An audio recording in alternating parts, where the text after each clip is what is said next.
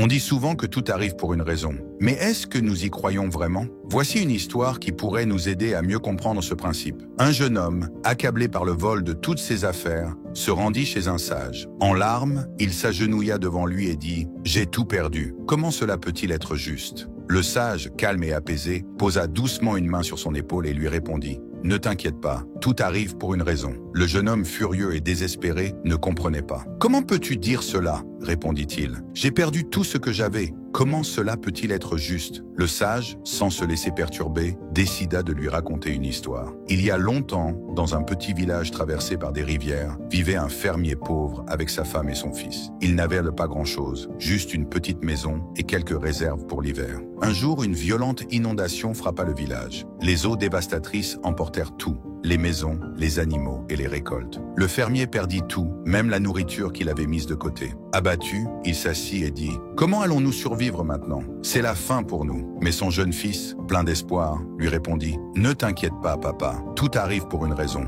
Le fermier, dans sa colère et sa tristesse, lui rétorqua « Comment peux-tu dire cela? Nous avons tout perdu. Nous sommes ruinés. » Dans un accès de frustration, il chassa son fils de la maison, criant « Pars, tu n'es plus mon fils !» Le garçon, le cœur brisé, partit en pleurant. Mais au fil de la journée, le fermier commença à regretter ses paroles. « Qu'ai-je fait ?» se demanda-t-il. Mais il était trop tard. Le lendemain, un bateau de secours arriva pour évacuer les villageois. Et la femme du fermier sourit en disant « Tu vois, notre fils avait raison. De l'aide est arrivée. » Mais le fermier, toujours sceptique, répondit « Comment peux-tu dire cela? Nous avons tout perdu. Notre maison, nos biens, même nos souvenirs. » Les jours passèrent et la famille lutta pour survivre. Un jour, la femme du fermier proposa « Pourquoi ne pas aller en ville chercher du travail? Peut-être pourrions-nous repartir à zéro. » Le fermier accepta et après plusieurs jours de marche, il rencontra un marchand généreux qui lui offrit un emploi et un toit. Les années passèrent et au fil du temps, le fermier retrouva son fils, devenu un homme d'affaires prospère. Le fermier lui dit « Si l'inondation n'était pas arrivée, si tu ne m'avais pas chassé, rien de tout cela n'aurait pu se produire. Maintenant,